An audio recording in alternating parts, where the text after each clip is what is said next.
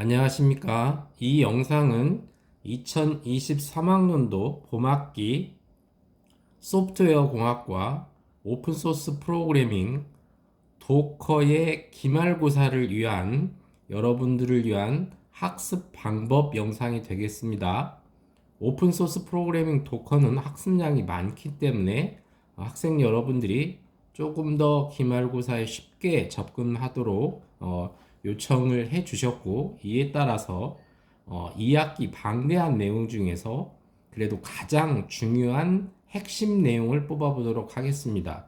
말 그대로 핵심 내용이라는 거지, 지금 정리하는 게 모두 시험 문제에 출제된다거나 또는 뭐 시험 문제 안 나오고 이런 영역은 아니기 때문에 반드시 추가적인 학습은 필수로 하셔야 됩니다. 그렇지만 이 영상에서는 가장 중요한 부분을 뽑는 영상이기 때문에 반드시 학습은 하셔야 됩니다. 자, 그러면 2023년도 6월 7일 날 시행이 되는 오픈소스 프로그래밍 도커에 대한 가장 중요한 영역부터 살펴보도록 하겠습니다.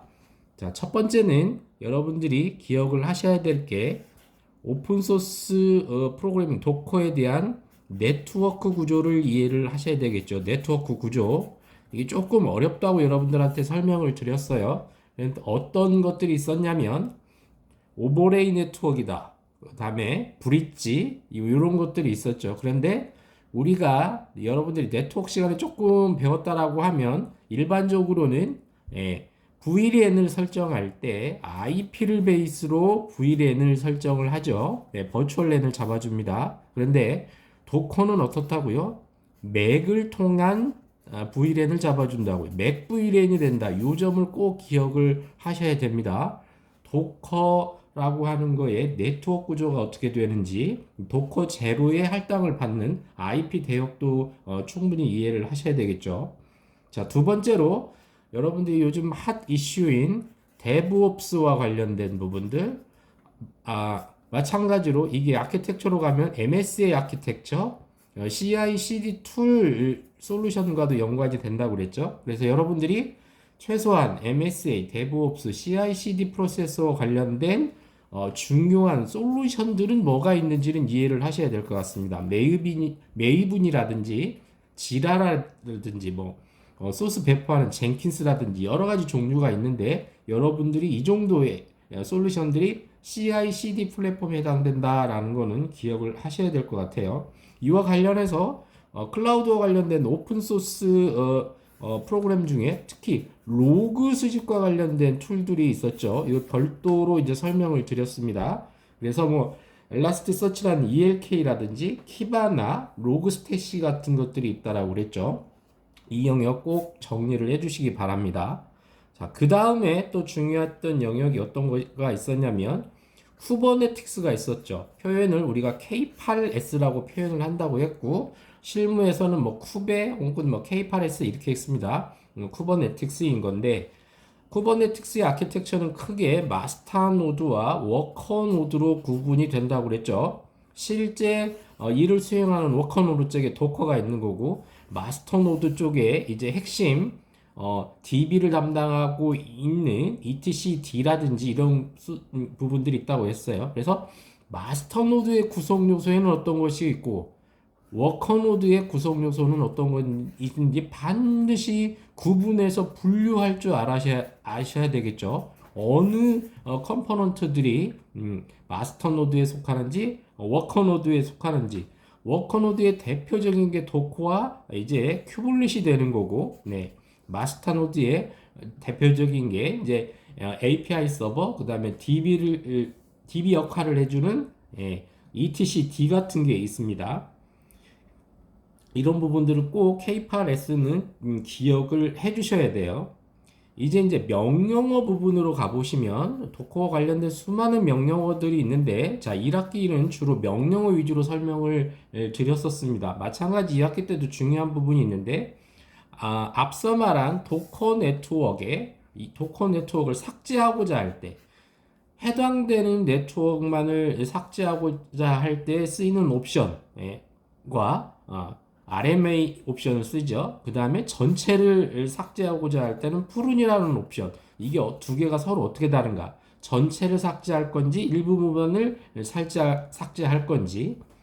아울러 여러분들이 뭐 네트워크 시간에도 배우겠지만 우리가 IP 주소 체계는 기본적으로 알고 있어야 되겠죠. IP 버전 4의 기준으로 했을 때 우리가 A부터 E 클래스까지 나눠지는데 가장 많이 쓰이는 C 클래스는 어떻게 구성이 되는 거냐? 네, 우리가 255, 255, 250이라고 불러지는 C 클래스에는 어떻게 매핑이 되는지, 앞에는 숫자가 어떻게 되는지 이런 부분들도 꼭 기억을 해주시기 바랍니다. 자, 그 다음에 2학기 때도 역시 중요한 부분이 리눅스와 유닉스와 관련된 명령어들, 옵션들 이해하는 게 중요하다고 그랬습니다.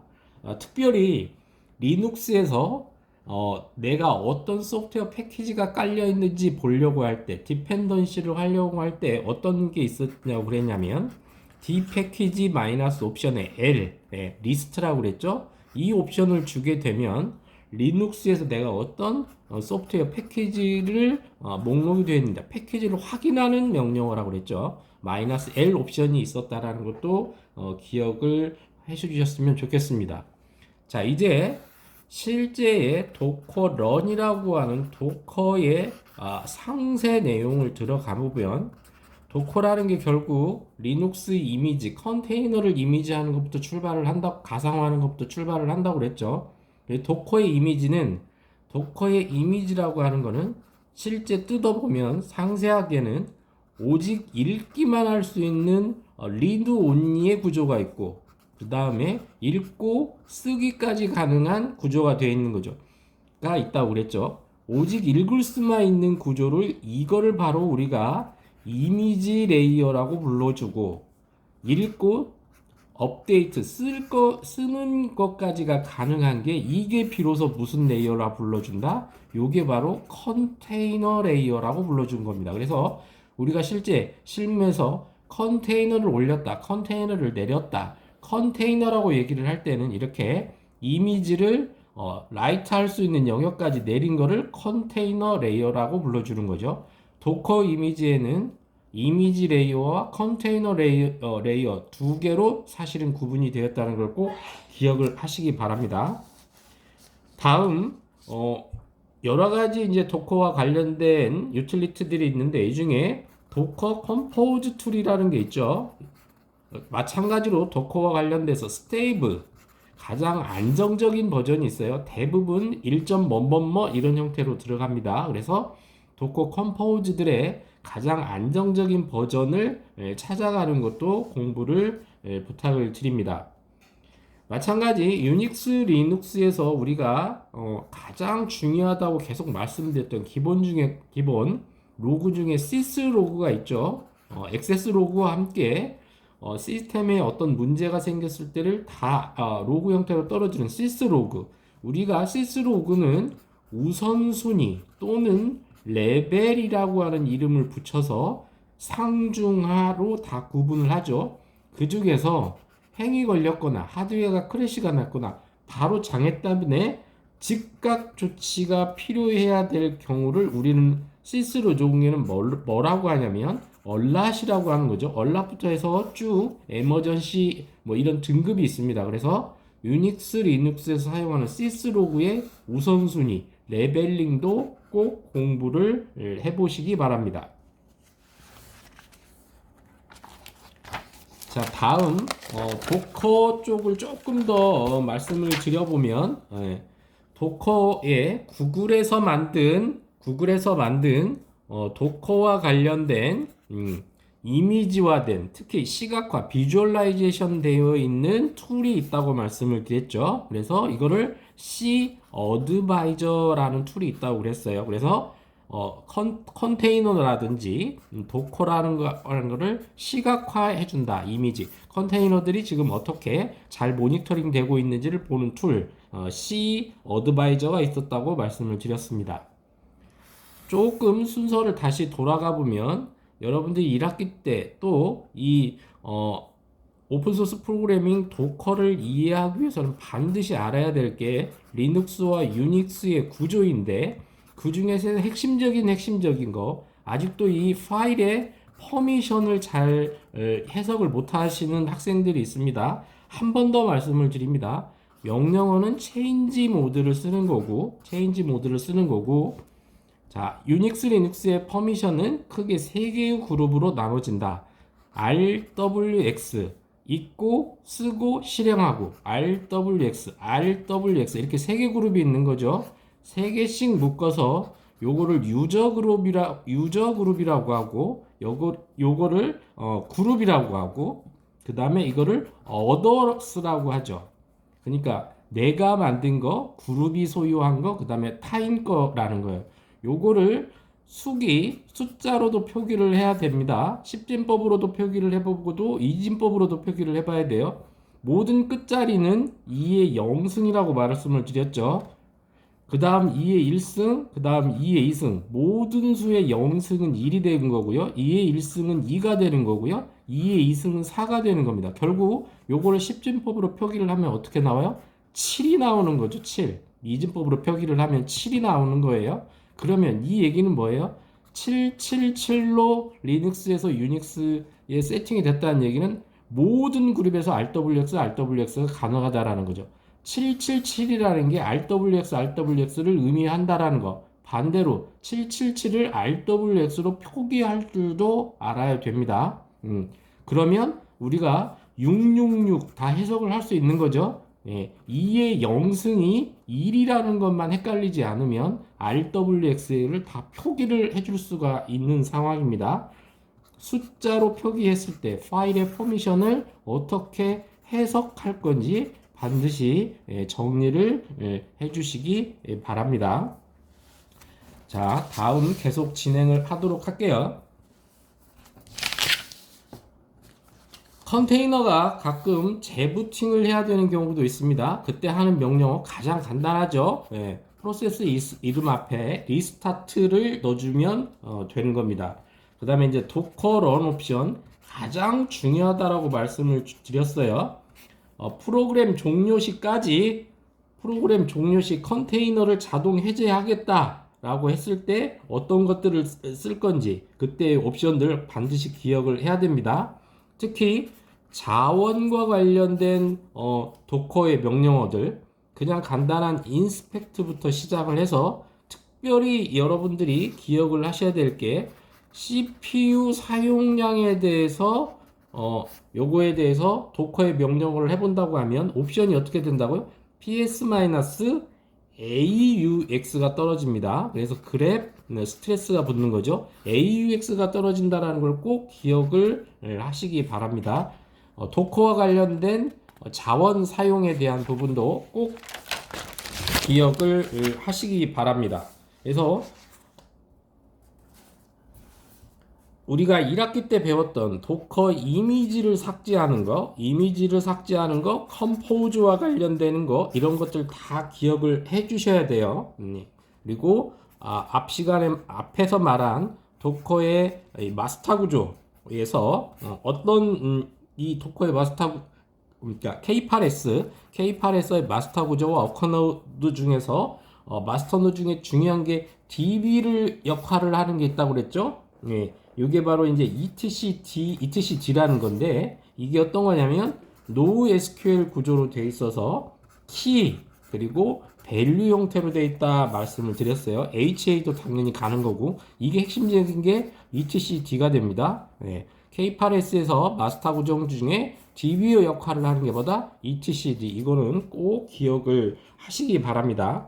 자, 그 다음에 여러분들이 용어, 이것도 자원 측정할 때 나왔는데, 사실은 여러분들이 CA 시간, 컴퓨터 아키텍 시간에 다 배웠던 건데, 컨텍스트 스위칭이라는 게 있죠. 컨텍스트 스위칭, 우리말로 하면 문맥 교환입니다. 문맥을 바꾼다. 하나의 CPU에서 서로 나에게 자원을 달라고 인터럽트가 걸렸을 때 먼저 들어온 인터럽트를 처리하기 위해서 다음 문장을 임시 바꾸는 행위, 전체의 문맥이 교환이 된다라는 거죠. CPU가 엄청난 스트레스를 받겠죠. 이러면 전체가 스로틀이 걸려서 이제 속도가 늦어지는 행위, 요거를 뭐라 한다? 컨텍스트 스위칭. 반드시 영어 원문으로 이해를 해주시기 바랍니다. 자, 그 다음에 여러분들이 우분투나 그 다음에 센토스에서 클리핑 레벨 설정하는 것들 배웠었습니다. 예, 중요하다고 말씀을 드렸죠. 우분투 같은 경우에는 pam.d 디렉토리 들어가서 커먼 오스 파일을 건드리는 거고, 센토스나 레드햇 리눅스 같은 경우에는 두 개 파일을 다 건드려야 된다고 그랬죠. 그래서 패스워드가 5에 틀렸을 경우에 뭐 어떻게 하겠다라고 하는 락킹, 클리핑 레벨 잡는 시간들, 패스워드 복잡도, 그리고 패스워드의 변경 주기, 이런 것들을 다 정의한다고 말씀을 드렸어요. 이런 것들도 반드시 정리를 해주시기 바랍니다. 꼭 알고 있으셔야 되는 거고요. 부가적으로 도커의 이제 로그 형태 중에 로그스 -f 이런 옵션 붙어가지고 뭐 디버깅 할 때 편하다든지 이런 것들도 디테일하게 실제로 저희들이 다뤘던 학문 그 교시에서 찾아보시기 바랍니다. 또 도커 컴포즈와 관련돼서 우리가 add라든지 그리고 from 그리고 워커 디렉토리, 뭐 expose 이런 것이 어떻게 들어가는지 이것도 반드시 이해를 해주셨으면 좋겠습니다. 자, 마지막으로 여러분들에게 첫 번째 퀴즈를 냈을 때 정답률이 가장 적고 중간고사 때도 가장 적었었던 크론 탭에 대해서 기말고사 때는 반드시 서술형으로 낸다고 그랬죠. 여러분들이 지금 가장 혼동하고 있는데 요거 부분이 실무에서 정말 많이 쓰이는 거고, 도커에서도 크렌탭 -2 해서 실제 배치잡 형태로 많이 잡기 때문에 요번 기회에 요거는 반드시 알아 주시기 바랍니다. 요 부분에 대해서는 꼭 이해를 하셔야 돼요. 반드시 요거는 서술형 문제로 출제가 됩니다. 자, 크론탭은 자, 반드시 기억하셔야 될 게, 이게 어떤 부분이 다 이 순서가 맨 처음에 나오는 필드가 분입니다. 분. 그 다음에 나오는 필드가 시험 보실 때는 탭이 아니고 스페이스바로 한 칸씩 뛰면 돼요. 그 다음에 일, 그 다음에 월, 그 다음에 요일. 슬래시 하시고 여기에 들어가는 어떤 쉘 스크립트를 적어주시면 되는 거예요. 여러분들이 제일 많이 틀린 게 요일입니다. 요일. 미국은 처음 달력에도 그러는데 시작이 1이 아니고 0이죠. 0부터, 그러니까 요일은 6부터 시작이 되는 거죠. 따라서 0이 어떤 요일이에요? 월요일이 아니고 이게 0이 일요일입니다. 일요일. 6이 토요일이에요. 그러면 문제에서 자, 매주 토요일마다 무슨 배치 작업을 한다라고 하면 토요일이면 요일 찾아가서 이게 숫자가 6이어야 된다고요. 요 부분 헷갈리지 마세요. 요일은 어차피 우리가 월화수목금토 일까지 7개가 있는데 미국은 일요일부터 시작을 한다고요. 이게 미국 사상이니까. 달력을 보셔도 일요일부터 시작을 하죠. 끝에가 토요일로 끝납니다. 그래서 숫자를 1부터 시작하는 게 아니라 0부터 시작하기 때문에 일요일이 0, 토요일이 6이다. 요거를 헷갈리시면 안 돼요. 헷갈리시기 말기 바랍니다. 그러면 반대로 여기가 금요일이면 뭐겠어요? 금요일이면 숫자 5가 되는 거죠. 이 순서를 반드시 기억하시기 바랍니다. 분이 옵니다. 분. 0분부터 당연히 59까지 들어오겠죠. 시는요, 몇 시부터 있어요? 0시부터 있고 실제로 23시까지 있겠죠. 일은요, 하루부터 1일부터 31일까지 있겠죠. 월은요, 1월부터 12월까지 있겠죠. 그러니까 요 부분은 별로 틀리지를 않는데 요일에서 엄청나게 많이 틀립니다. 반드시 일요일부터 시작을 한다. 일요일, 월요일, 화요일, 수요일, 목요일, 금요일, 토요일. 일요일이 뭐다? 0이다. 그래서 월요일이 1, 화, 3, 4, 5, 6. 토요일이 6이 된다. 요 부분을 절대 헷갈리지 마시기 바랍니다. 그래서 크론 탭을 실제로 스크립트를 작성하는 서술형 문제를 반드시 출제하도록 할 테니까 이번 기회에 크론 탭 관련된 부분은 완전히 마스터 하시기를 바랍니다. 이 영상은 여러분들이 기말고사를 조금 더 편하게 준비하도록 만든 영상입니다. 그래서 아주 핵심적인 내용만 말씀을 드렸는데 여기에 있는 오늘 소개한 내용들은 반드시 이해를 해야 되고 추가로 여러분들한테 각각 교시마다 중요하다고 얘기를 했던 부분들 그 다음에 각 교시마다 우리가 퀴즈 형태로 문제 퀘스천 앤서링으로 풀어봤던 문제를 반드시 복습해 주시면 이번 6월 7일에 시행되는 오픈소스 프로그램 도커 기말고사는 어렵지 않게 모두 만점을 맞을 거로 기대를 합니다. 이 영상을 마치도록 하겠습니다. 수고하셨습니다.